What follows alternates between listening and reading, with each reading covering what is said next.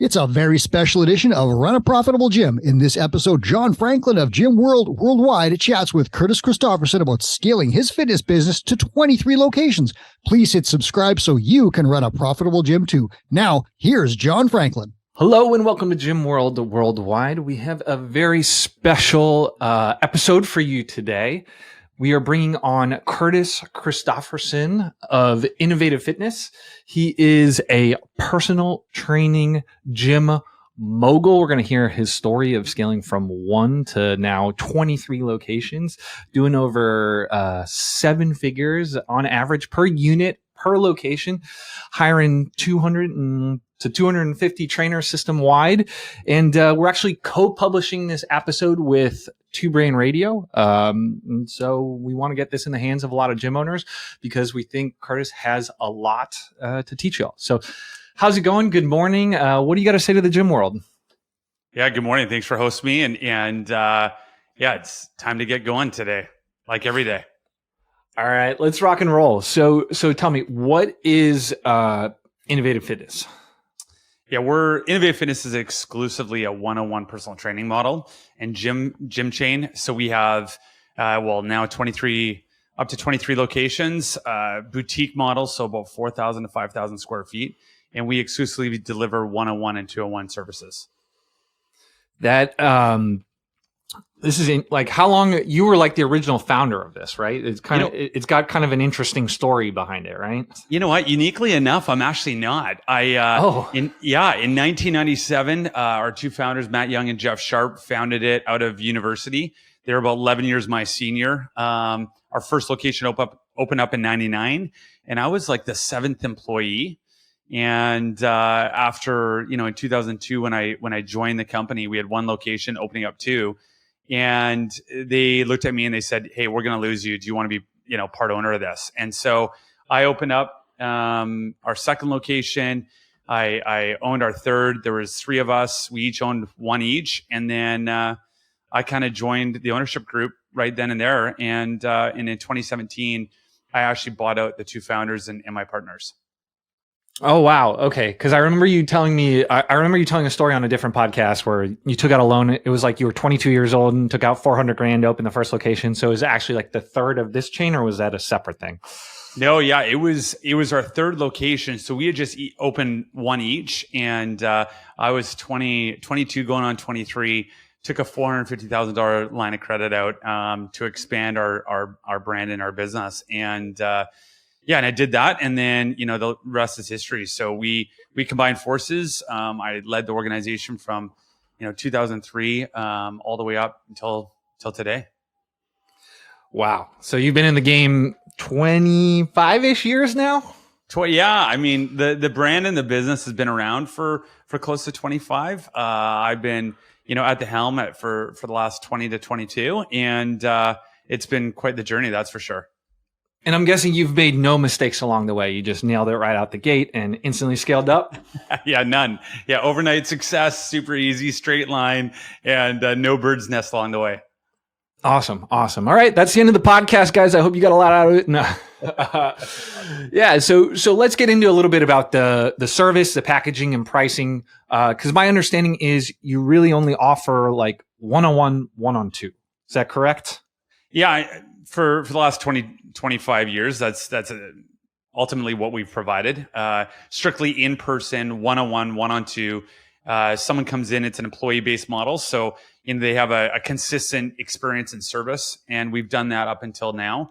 I think COVID disrupted a little bit. And we're looking and evaluating really alternative services such as, not only virtual training, but online coaching as well. But 97% of our revenue is strictly from that one-on-one, one-on-two service delivery. And so how do you package and price your stuff? So it's not a la carte. We have strictly, packages based on credits, prepayment credits, and the client either pays on a monthly, 3 months or 6 month basis. We have corporate packages as well. So 75, 150 and 300 session packages, but predominantly, our average customer, they're coming in, they're paying monthly, and our average customer between 2 and 3 days a week. Okay. And what's kind of like a baseline for the session rate? Yeah, it's about $100. It depends on geographically where we're located. Some locations can justify a higher price point, but for the most part, I think it's just under $100 is our average price point per hour. So that puts us somewhere in the neighborhood of $800 to $1,200 a month is what you're looking at for an average member. Yeah, correct. I think our average right now, rate across the board is $825, give or take, the average spend per month per customer. And so you said you have about 23 locations. What is kind of like at maturity, what does a unit look like? Like how many members do you have? How many staff members? Kind of run us through like the ideal economics at maturity for one of these. Yeah, for sure. So I would say that from a maturity perspective, it takes about 6 to 7 years to get up to the numbers I'm going to talk about. The average location will do about 450 billable hours a week. So we're talking, 200 active clients at 2.5 times a week. So between 200 and 250 active clients, we would have anywhere between 12 to 16 full-time trainers. And we're doing, anywhere in the ballpark of 1.3 to 1.5 million in revenue per location. Awesome. Just taking notes here. And so 1.3 to 1.5, you said average unit size is around 5,000 square feet. Did I hear that right? Yeah, just shy of that. I would say, our older locations are a little bit smaller. They were in the range of 3,500 to 42. And now we're looking at, just based on space and optimizing that, like it's around 4,800 to 5,000. And what other models run something like this? Because I've heard of personal training studios doing these kind of numbers, not on this type of scale, but a lot of times it seems like they run out of a smaller footprint. This seems like a larger gym. So what was the rhyme or reason behind that square footage?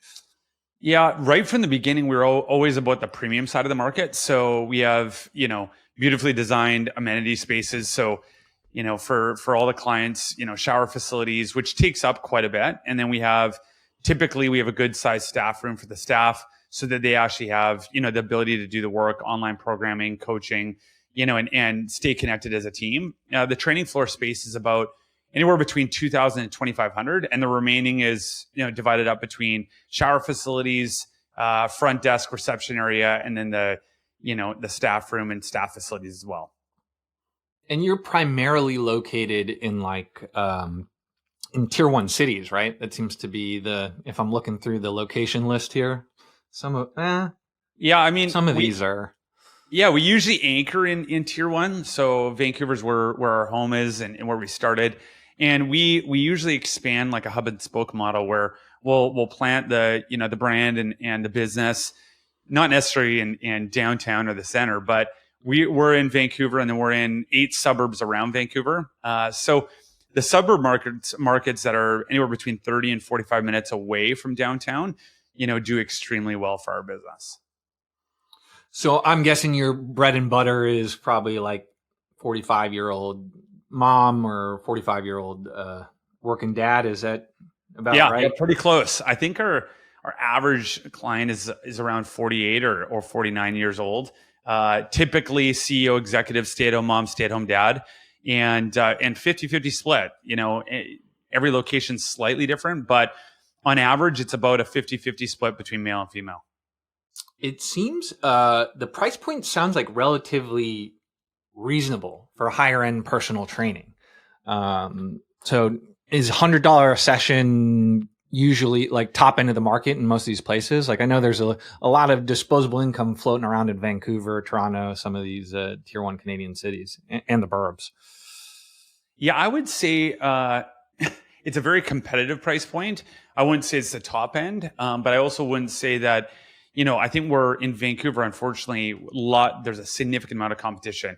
And I would say some of that competition is actually due to our, longevity in the space. We've been in the space for the last 25 years and we've had, especially early on, we had a lot of ex-employees leave to only open up a very competitive or similar model. We don't get that as much anymore just because the systems, the processes, and the opportunity that we've created. But the competition in Vancouver is, I've been to LA, New York, and other high-end geographical locations. And I would say it's probably one of the most competitive markets in North America. And so that just keeps our price point where it is. When in Toronto, our average price point is $140 an hour. And, you're going to see obviously one-on-one services scale to 200, 250 in some areas. Wow. Yeah. I was looking at a place I'm in Jupiter, Florida. And so that's where like a lot of the pro golfers are. And I was looking at a place, and the session rate they're charging is between $250 and $300. That was one of the spicier ones I've ever seen. Yeah. Baseline membership was $2,200. It's like, wow. There's a different game being played. Yeah. So we talked these price points, I'm assuming are one-on-one. 1 and 2, I'm assuming is like me and a buddy or me and my wife want to go in and train with you. Like, how does that work? Is there a discount, or is it $200 for the session? How do you package that? No, it's a slight discount. So it's probably, about 60% per person, that is, of the actual price point. So instead of $100 an hour, it's in the range of $65 to $75 per person. And, depending on the discounts and the packages that people pay, so it's a discounting fee, and it allows, obviously, just like small group does, it allows the price point to be more achievable and open up your adjustable market. Yep.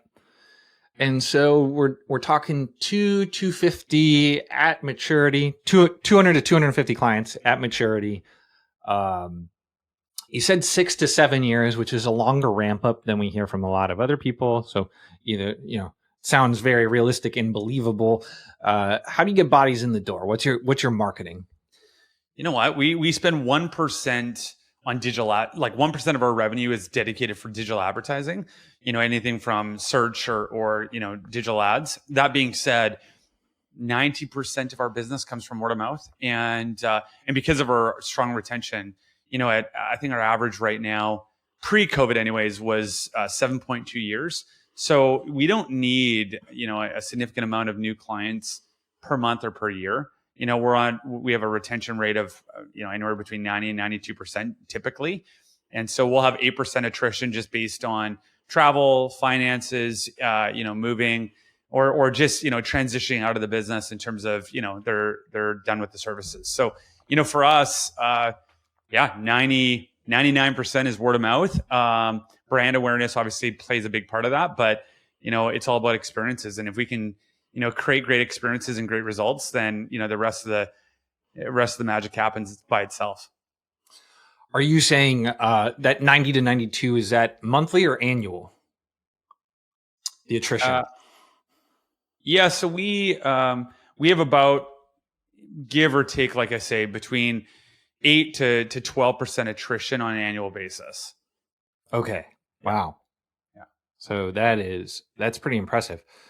Do you find that that's a result of personal training? Like, I would have guessed the opposite, that like a personal training focused gym would probably, I feel like once people hit a certain threshold, it turns into more of a therapy relationship and less of like a training one. But I just may be coming from a group training background, so maybe I'm just, you got to shatter my belief here. Yeah, I think the reality is that we've been pretty strong at not only building great rapport and relationships and building trust with our clientele, but creating community, especially before COVID, before that disruption happened. But, when you create community, create connection, create trust, and really integrate the client within the experience, that's going to obviously lengthen the longevity of a client and increase retention. Another thing that we've done extremely well is we focus less on the wait and focus more on, challenges and really reestablishing goals along the way. I mean, I think it's inevitable if you're in the fitness industry, if you only focus on the scale, there's only so much weight you can lose. And if you don't re-engage with the clientele or the customer on setting new goals after they've achieved their body weight goals, as an example, or their any kind of body composition goals, it's inevitable that they're going to move on. And so for us, we've always instilled this opportunity to re-engage in some other lifestyle goal, whether it's running around the block pain-free, hiking a mountain, running a marathon, cycling across, wine country, whatever it might be, and engage them into a lifestyle so that it not only is it encourage them to keep on going, but it also, from a business model perspective, it helps us retain our clientele. I'm coming off of a back surgery, so I'm on the jogging around the block pain free. That's a 2023 goal. So Nice. we'll see how that goes. So you said community building and one-on-one training. So in my head, those don't go together. You mentioned like keeping people focused on some type of goal. What other things are you doing to make these people engaged, get them to stick around, keep paying for over 7 years? Yeah, I would say one of our, probably biggest strategies to do that and incorporate them into the brand versus the individual person is we have something called the rotational training system, which we've done for, 23 of the last 25 years, where when you come in as a client, you don't work with one trainer. So typically if a client is training 3 days a week, they're twice with one trainer and one time with another trainer. If they're twice a week, they're one-on-one, meaning one time with one trainer, one time with another trainer. So we call it a consistent variety. And that consistent variety, not only provides, a little bit of variety, obviously through the training week, but it also provides a little bit of stickiness within the business model because the relationship is developed, with multiple people versus just one. So if there's any transition with that trainer, they go off and either, move out of the industry or go on their own. There's a connection and tie to the brand through the other relationships that exist. And so that's one thing that we do for sure. And then other things like just community involvement. So we'll, not only do we have, group events and experiences that we'll create, but, this destination travel, which we've been known for probably the last 20 years, is that we take people to Machu Picchu, Kilimanjaro, cycling the Tour de France. We've taken people all around the world and engaged them into lifestyle experiences. And when they go and do that, they're traveling with like-minded people. They meet people that, they belong to the same, community, which is, innovative fitness, and, they get to know each other, and that provides a little bit more stickiness as well. Whoa, I didn't know. So where would I go to find that on your site, or is this a secret page? The travel. Do you market this, or is this I got to be in the club to know about it? No. We market a little bit. It is mostly internal, but it's funny you mentioned that because our site, I'd say probably 12 years ago, you'd go to our website and you'd think we were an adventure travel company versus a personal training company. So, people really got confused what we did. And so it is a vehicle and a strategy to engage people, create community, and create a level of challenge for our customers to embark on lifestyle specific health goals and take them away of thinking that full, holistic wellness isn't just about the scale. Interesting. Yeah, because we've been talking a lot about outdoor experiences, getting your gym members outside of the gym as a retention tool. But this is the first time I hear of someone doing like big life things within the gym. And I'm guessing with such a network, you can probably do a lot of them, right? Like with 23 gyms, you can run one of these things like every month or two, I'm assuming. Oh yeah, for sure. Like we do probably one a month, and they're significant. When I look back probably 20 years ago, and how this started is that as we developed our model and developed our philosophies and knew it wasn't going to be about the scale, and it was about, challenging people outside their comfort zone, and trying to achieve more than just what they saw, below their feet, is that when we challenge people to go do a marathon, our clientele told us, I've always, or challenge them to do a run per se, they'd be like, oh, I've always wanted to do a marathon before I'm 50. Like they were setting bucket list goals before the bucket list movie was even existing. And so what happened is that we said, okay, well, why don't we do Vancouver Marathon? And they obviously could afford, the international travel. And they said, well, if I'm going to do a marathon, I want to do, the Tokyo Marathon or the London Marathon or, something like that. And that was a good sign for us that it's like, okay, instead of thinking small, why don't we think big? People have aspirations and goals, but they hesitate to actually check them off the list because they don't feel they're adequately prepared. They're not healthy enough. They're not focused. They don't have enough support. They don't know where to start. And so we essentially help them achieve their goals through physical fitness. And, we've taken, even myself personally, I've been lucky enough for the last 20 years to travel around the world just because of the nature of our business. And is this something where you coordinate all the details and charge the members and make a little bit of money off of it? Or is it just like, hey, we're going to go run at Tokyo, book at this hotel, and like it's an at-cost thing? No, we coordinate everything. It's not a massive revenue generating part of the business, but what we do is we factor in for every 10 clients that go, one of our trainers that's leading the event, go at no cost. And so, for us, it's a retention tool for our training staff as well. They get to experience the world. They get to check things off their bucket list. And typically, there's a lot of shared bucket list items. And, that's another thing we did. In 2003, I created a While I'm Alive list. It's a little bit what I'm known for. This is before the bucket list movie came out as well. And I sat down, created a While I'm Alive list. At the time, it was actually everything I want to do before I die. And I switched it, made it a little more positive. And I created a list of everything, like all the physical accomplishments, the sightseeing, and the world travel that I want to accomplish before I die. And, that turned into, really looking at, what events we want to do, because I knew that if I had these on my list, other people did too.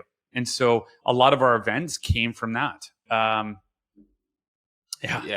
I saw on your site, it looked like you were pretty deliberate about planning out how you spend your time, who you spend your time with, and what you actually accomplish. So, I just discovered this guy who's on a podcast. I like it. His name is Jesse Itzler. Have you heard of him? Oh yeah. Yep. I was going to say, like, when I was reading through some of your stuff and going through, I was like, I was like, you guys have a very similar vibe. So very, very cool. People are gonna love that. That is a very fresh idea in our corner of the world. And it's something where, the newsletter I'm writing this week, it's about, a guy who's doing really well catering to Gen Z. And it seems like something in that demographic really wants stuff like that. And not a lot of people are offering it. So it's very cool to see that. I think COVID had just accelerated the desire to be, involved in community as well. Like, when you get it stripped away for 2.5 years in some cases, I think the desire for connection, community, and just grounding in these experiences, I think it made it more valuable. And so, we saw massive value before the pandemic, but now post-pandemic, I think you're going to see people wanting to explore their life. And there's a book called that I love right now, Die with Zero. And it just, it makes you think, like, what are we working so hard for? And from a health and wellness perspective as well, it's funny. The consumer hesitates to spend a lot of money on their wellness, yet they'll spend money on, I don't know, the gardener, eating out, any outsourced services, they'll spend money on to save time and be efficient. Yet, usually the last thing that they spend money on is actually, outsourcing their health. And when it comes down to it, they'll spend endless amount of money to extend their life by 2 weeks at the very end of the day. And so, why not spend money on travel, community, connection, adventure, let alone health now, so that you can, enjoy, the last 20, 30, 40, 50 years of your life. Yeah, I mean, it's hard as someone who works from home and has family at home. Like I like leave my house maybe like once or twice a week, and it's not to like interface with other people. So it's like if you don't live in my neighborhood, like chances are I don't see you. So I understand that, and it's definitely something I've been thinking a lot about myself. You've mentioned COVID a few times, and rumor on the street is you have an interesting COVID story. I mean, every gym owner got kicked in the teeth, but it sounds like you got a couple extra kicks in the teeth. So rumor on the street was you had about 13 locations doing around 17 million, and you had just taken out a big old bank loan to expand. And what happened? Yeah, it's yeah, it's a story I've told a couple times, and maybe more than a couple. And it was, we're not quite through the war story yet, but we're out on the other side, that's for sure. And I look at in 2019, I remember looking at my wife going, "We finally made it after 22 years in the business."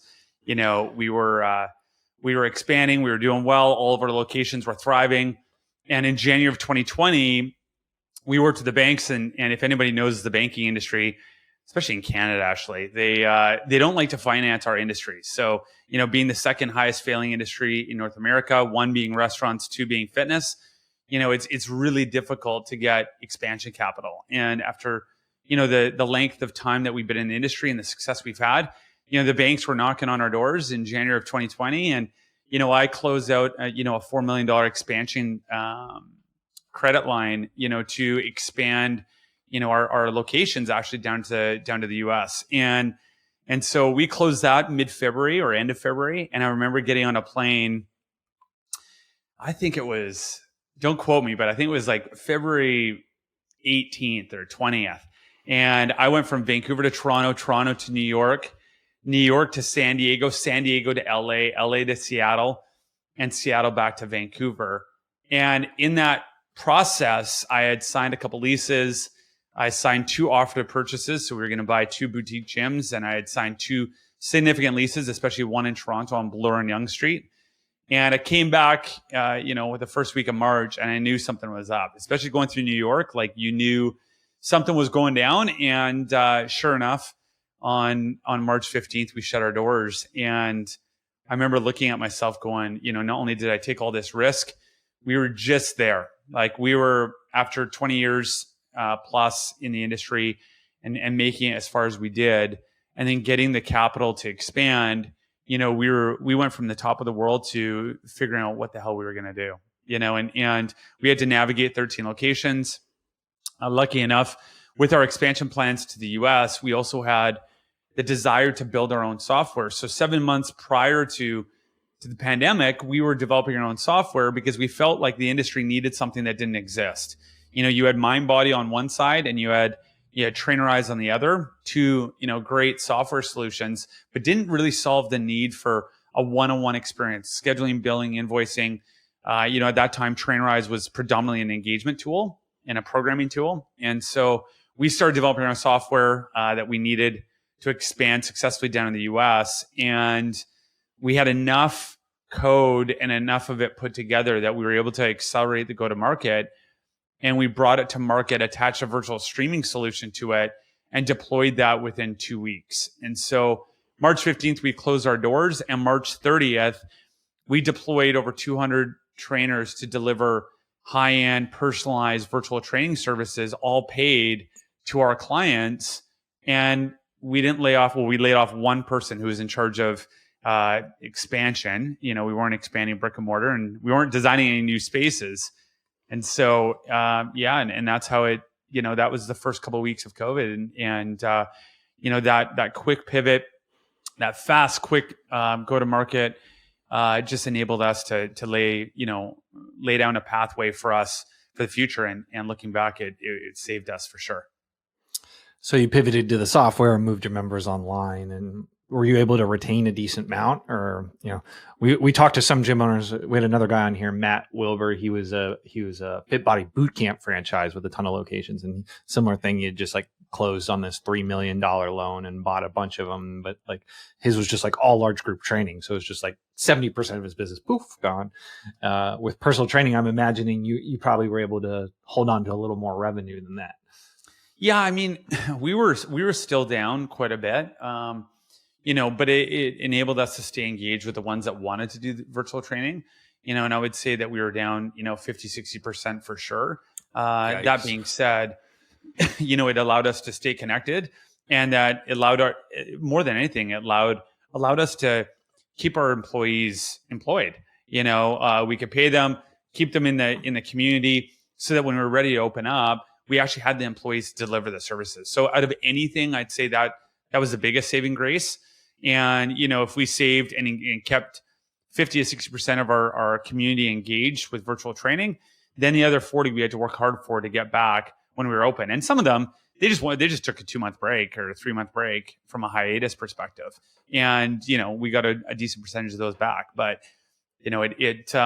I look back and I think it was a smart move. You never know, right? You can't connect the dots looking forward, but you can connect them looking back. And I think we consecutively made good choices along the way. We made a lot of mistakes, but I think for the most part, we made some small incremental good choices that just compounded and allowed us to be where we are at today.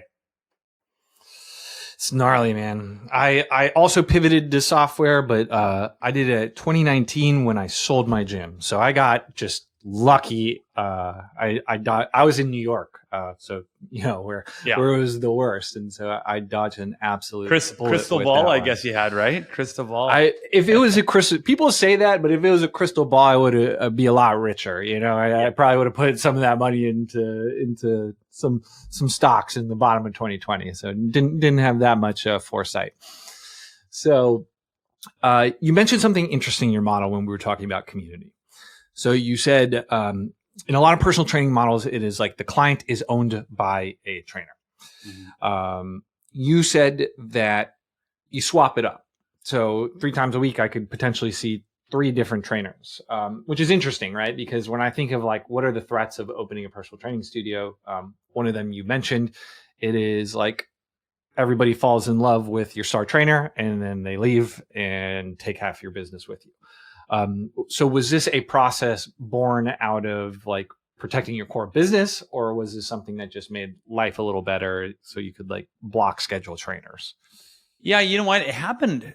We implemented this a long time ago, like 22, 23 years ago. And it was implemented, knowing that, people would be connected to the brand versus the person. So yes, out of protection for sure. But what we found is that when people actually have that consistent variety and they actually love it, for the most part, 90% of them actually enjoy that slight variety. We all know if you've trained at all, when you train someone, even from a trainer perspective, when you train someone 3 days a week, it gets a little monotonous, mundane, and you got to do that consistently day in and day out. So having a slight variety changes it up, keeps people on their toes, and it provides variety to the customer and the client. That being said, we never do more than 2. So, if someone's 3 days a week, it's twice with one trainer, one time with another. We think that, having 3 or 4 trainers, depending on how many times a week you come, is too much variety. There isn't consistency with the programming. There's not consistency with, understanding and staying intentional about the goals. But having, that slight variety and having 2 coaches is new perspective, new way of doing things, keep things, fresh and everybody sticks to the same program. So, there's always a consistent program that everybody follows. Oh, so like all 200 to 250 clients are doing the same thing? No. So, what I'm saying is that if you work with 2 coaches, they're on the same path. Like they're, basically you'll have a delegated master coach or lead coach, and that lead coach will create the programming for that client. And that client and both coaches in this case will follow that program to a T. So it's not, you're not, from a client perspective, you don't have a trainer, like 2 trainers fighting over what they're doing and have different programming for you. And, there's one program for the client that's customized to them. It's personalized to them. But the lead coach creates that program and the other coach follows that program, as close as possible. Got it. And so this probably gives leeway as well if, the lead trainer gets sick or something like that, there's always just like someone available. So yeah, sick, moving away, you name it. There's like, whatever, on vacation, it provides a lot of opportunities. So, trainers can leave and go on vacation, or if they're sick, the client isn't, not booking in for 2 weeks because they're used to that variety. And because of that, once again, it's not only are they used to the variety, they're also open and willing to work with some other trainers, if someone goes away for 2 weeks or even longer. So yeah, it's great that way. By no means like, is it bulletproof? No. At the end of the day, certain trainers demand a certain level of presence and they build trust extremely well. And if they stay in the industry, there's still risk from a business model perspective, but that risk is heavily reduced. And so it sounds like at the point of sale that every client has a lead coach and the lead coach is responsible for the actual programming, right? Is that Correct. What I'm hearing? Yeah. Okay. Yeah. And then at that point, that's when you assign the backup or the secondary? Correct. Yes. Got it. Awesome. So yeah, let's move into the operations piece, because it sounds like you like details, you like systems, you're into it. I don't think you get to 23 studios on a personal training model if you're not a little weird about that stuff, borderline obsessive, Yeah. So how do you hire? That's the first piece. Like, that was the first question I had with this thing. It was like, this sounds hard, getting that many trainers and coaches to offer a consistent service across all these different locations. Like, what's the secret sauce here?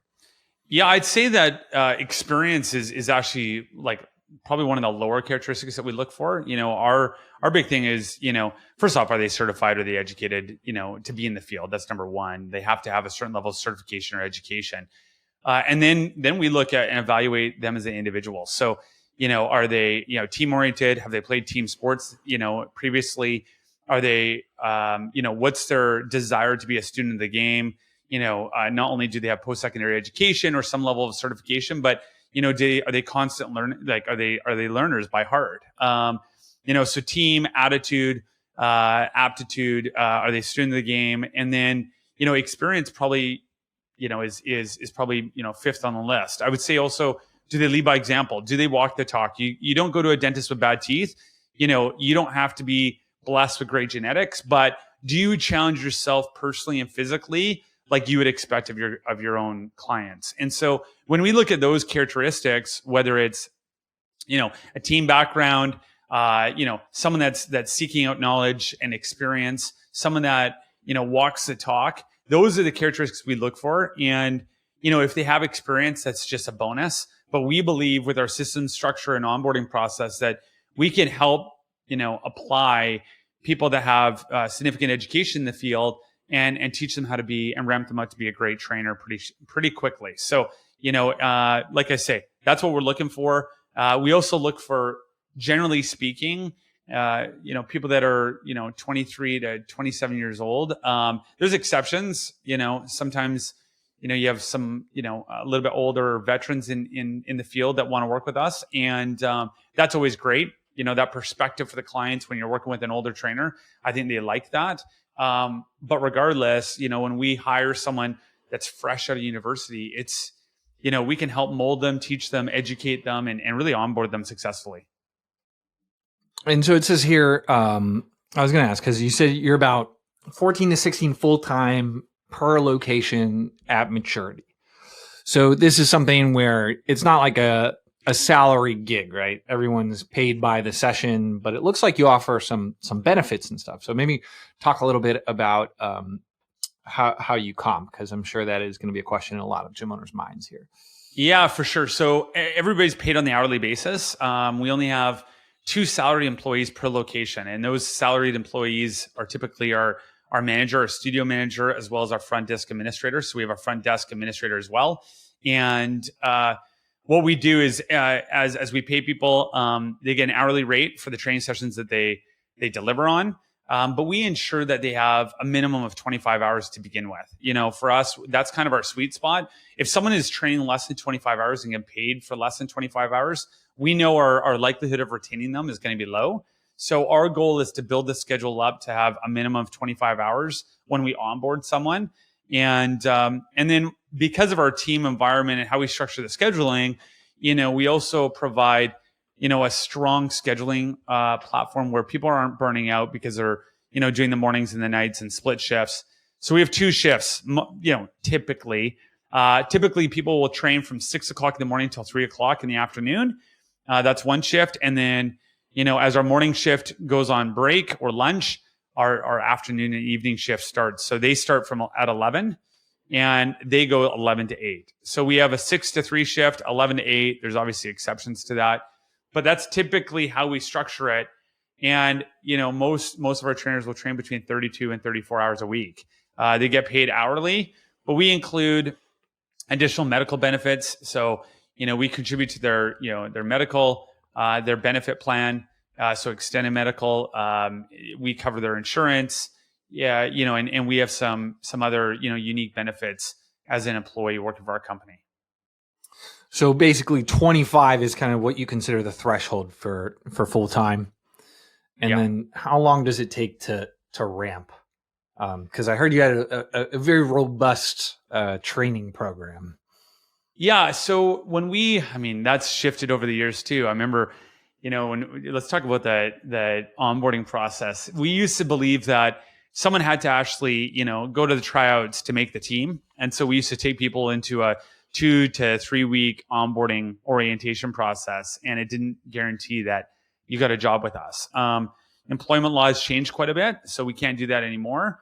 But what we do is we have a 2.5 week orientation process after an extensive interview process. And once people are brought into that orientation, they're engaged, not only through our, values of a company or as an organization, but also our philosophies, as well as, really the tactical and technical element of training. And how do we actually provide a level of knowledge or essentially package their knowledge they already have and teach them how to apply it. And so we want to, a consistent experience, not only from a service perspective, but also from a training perspective. And they go through that process for about 2.5 weeks. Then they'll start training, and they'll start training between 20 and 25 hours. As I mentioned, that's our target goal. And it usually takes about 2.5 to 3 months to get up to that 35 hours of what people want. I mean, I think 40 hours is a bit unrealistic. A lot of people find, they're burning out and it's a lot to handle. But that 35 hour mark is usually the sweet spot of when people are like staying extremely busy, the paychecks are looking good, and they're happy. Yeah, 40 is a lot of time on the floor. Yeah. So yeah, what are like some of the higher end trainers making within your system? Yeah, so this is, this has changed quite a bit as well. I mean, you go back 22 years ago, I remember making, $17, $18 an hour as a trainer. And that's what, the market would pay trainers. Today, we have to obviously be competitive. So it ranges, typically between, 30 and 40 is typically an hour is the training wage, but it can go up more than that.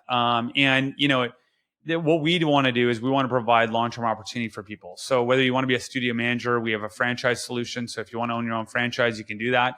And our managers, they're making upwards of $100,000 a year. And that is a very good compensation, when you're 28, 29, 30, 32 years old with a kinesiology degree. So it's, we provide that stability and opportunity, let alone all the other things we talked about, adventure travel, benefits, and everything else that really people should be looking at. I mean, it's more than double what the average group training studio owner makes based off of our data. So, right. $100,000 as a manager of a facility is oftentimes a lot better than owning your own gym, especially since it's risk-free. Yeah, right. So interesting.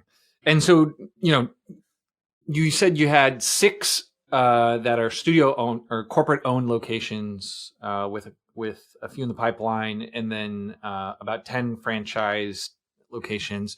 What does the corporate level staff look like? Because I'd imagine at 23 locations, it's not just you and your office there grinding out. You probably got a little bit of help. Yeah, you know what? It's pretty lean, actually. So we, 2019, especially with the growth capital that we were securing, it got a little bit expansive. We had in-house marketing. There was 2 people in marketing. There was 2 people in finance. There was, some operational support. We had about 3 people in ops. We had a franchise-specific individual that looked at franchise support and expansion. And because of COVID, we had to make cuts, and reshift and reallocate those resources that were more boots on the ground. And a lot of them, kudos to my team, they did that. Like they said, hey, listen, I get it. I'll be boots on the ground and I'm going to go into a studio and really, provide the support necessary. So, for us, the head office is pretty lean. We have, about 5 individuals that span from marketing to finance to ops. And, but that's all that we need, because we have, individual locations are self-sufficient, whether they're a corporately run location or whether they're a franchise run location. Really, at the end of the day, the head office can be quite lean, just overseeing, general ops and opportunities, as well as the marketing initiatives, and then of course finance.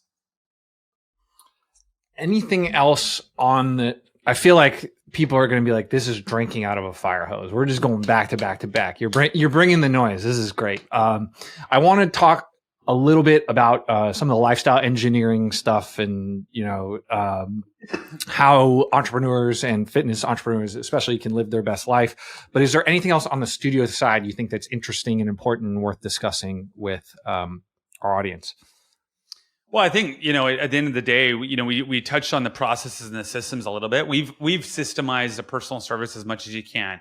Everything from, how our front desk people pick up the phone, how they interact with the client, everything from the experiences that we create. I think so many times, trainers get into this industry, especially as entrepreneurs, and they think that you have to be the best technical and tactical trainer to be successful in this space. And the reality is that we're dealing with humans, and humans naturally like connection, community, and experiences. And so one of the things that we focus on is actually not about the 20%, it's about the 80%. That's what we call it. So it's not about the physical, it's about the social, spiritual, intellectual, and emotional elements of just humanity and people in general. And so, as an example, when someone walks in the door, everybody yells out their name. So, if there's 15 trainers on the training floor, and John walks in the door, everybody's saying, "Hey, John, John, John, John."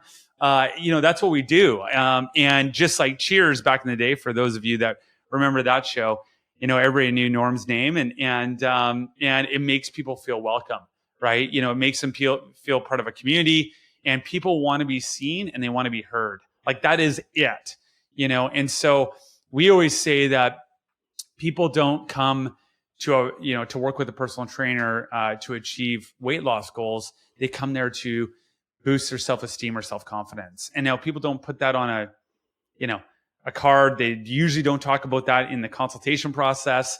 But let's be honest, someone, doesn't matter if you're a thriving CEO and executive that needs to outsource their health and wellness, they feel inadequate of where they're at. That's why they're going to get a coach, like, period, end of story. Even if it's the last 5 pounds or, bench pressing that much more, the reality is they're not satisfied with where they're at.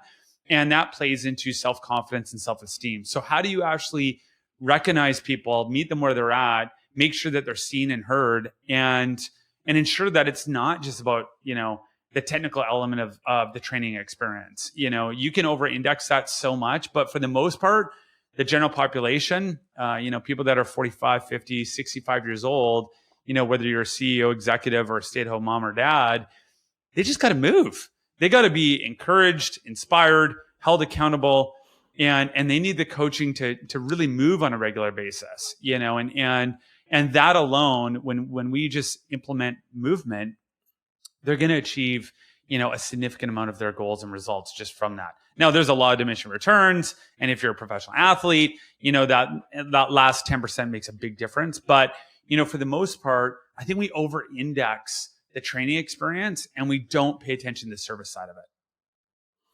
So I'm guessing you're taking a lot of things from the hospitality sector, top tier restaurants, that kind of, like, is that where you go for inspiration? Yeah. I mean, we've been known like, almost like a Lululemon. I mean, I remember us being featured next to Lululemon 22 years ago, in the front page of one of the local newspapers. And, so we've always been known for that culture side of things and that experience and service side of things. But yeah, I mean, in the hospitality industry, whether it's the Ritz-Carlton, the W Hotel, everything from, even 11 Madison, New York, like from a restaurant perspective, those little touch points make a big difference. And so how can you, do those extra little things that really separate you from the competition? Yeah, it's one of the things I miss most about living in that New York area. Like the name calling out thing. There's a restaurant there in called Aputo. When you walk in, it's the same thing. Like, everybody in the restaurant stops, greets you, yells your name, and it's like this cool experience. Like, you just get like these little things that you can steal that, it's tough outside of those like big tier 1 cities. Very curious. You said you structured the way you pick up the phone. By virtue of picking up the phone, you're probably at the tip of the spear for the fitness industry. How do you instruct your staff to pick up the phone? So just, you want word for word, basically everybody. Give it to me. Give it to me. I want the script. I want the pitch. Oh, it's simple. It's, hi, this is Curtis. Welcome to Innovate Fitness. How can I help you? Like it's as simple as that. First off, introducing yourself. Second off, introducing the brand. And third off, how can I help you? Like that's how can I help you is probably the four biggest words that we can provide anybody. And I think that opens up the door for conversation. So, that's typically how everybody answers the phone. If you want to call, any of our facilities, I hope that that's how they answer. And yeah, it's as simple as that. Guys, if you're listening, call one of Curtis's facilities and leave a comment. One, if they pick up, and two, if they follow the script. Right. And Curtis can check, and he'll make sure everybody's in line. Yeah. All right. So I want to be respectful of your time here, but I do want to talk about we're on your personal website here. Let's pull it up.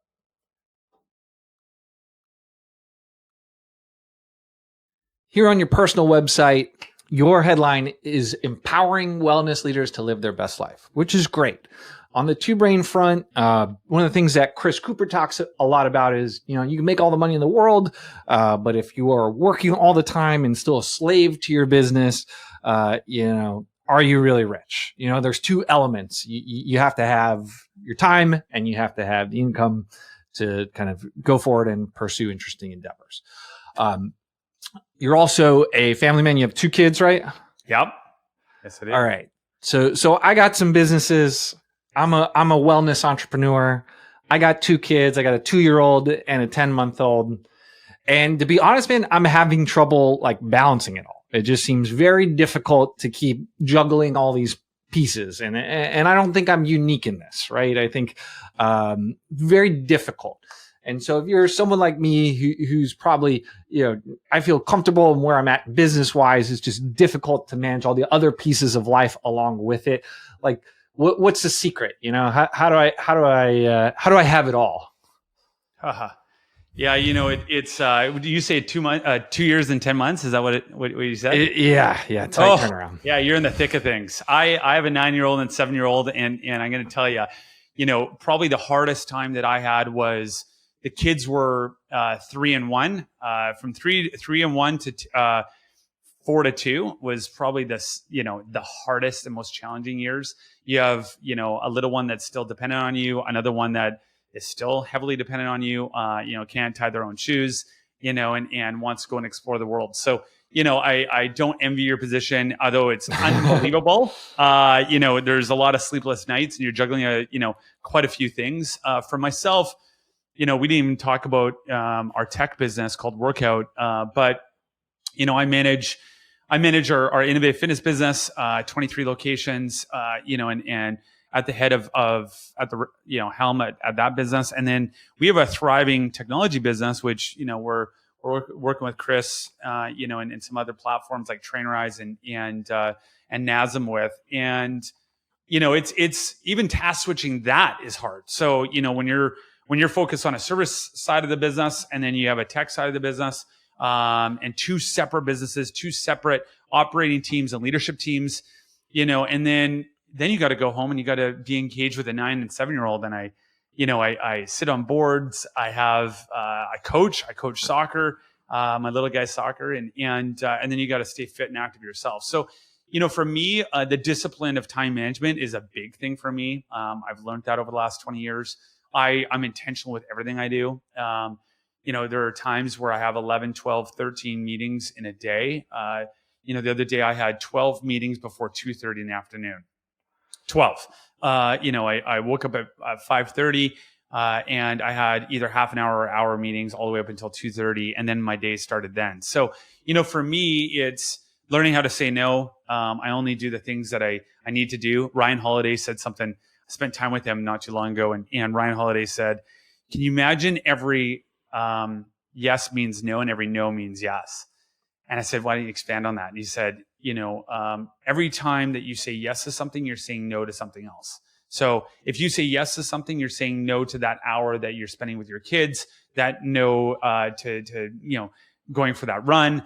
whatever that is. And if you treated every no to be a yes, every single time you said no, it opened up the opportunity to say yes to something.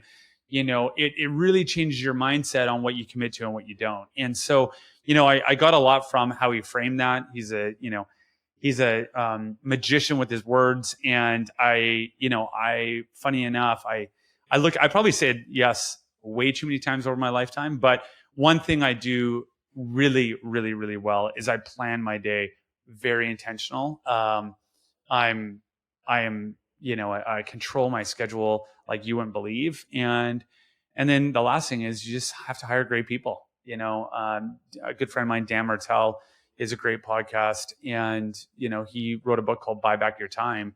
And if you're not willing to invest in your team and invest in, having people take things off your plate, you're never going to scale. You're going to be a victim of your own, destiny, and you're going to be stuck in the weeds, for the rest of your life. So you have to be willing to outsource things, and you have to be confident enough to hire great people and let them do the work for you. So you heard it here, guys. Outsource and outsource your kids from age 1 to 4, and life's on easy mode. That is my takeaway from this podcast. That's what we do. Curtis, this has been awesome. I'm sorry we only scratched the surface. You got other businesses we haven't even talked about, but I think people are going to get a ton of value from this. If people want to find out more about you, where do they find you on the internets? Yeah, I think the easiest way is just my site that you brought up, curtischristopherson.com.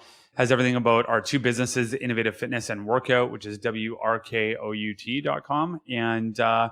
And you can contact me, available on email, and then obviously on, social media. You can easily find me as well. With a name like Curtis Christopherson, it's not John Doe. So, you can find me pretty easily. Yeah, John Franklin. Hard to rank first, man. I'm competing against explorers and pro athletes. It's right. It's annoying. Maybe I'll change my name. So you heard it here, guys. This has been a special episode of Gym World Worldwide in collaboration with Two Brain Radio. Be sure to like, subscribe, and comment on both. And we'll see you next week. Curtis, thanks again, man. Yeah, you're welcome. Thanks for having me.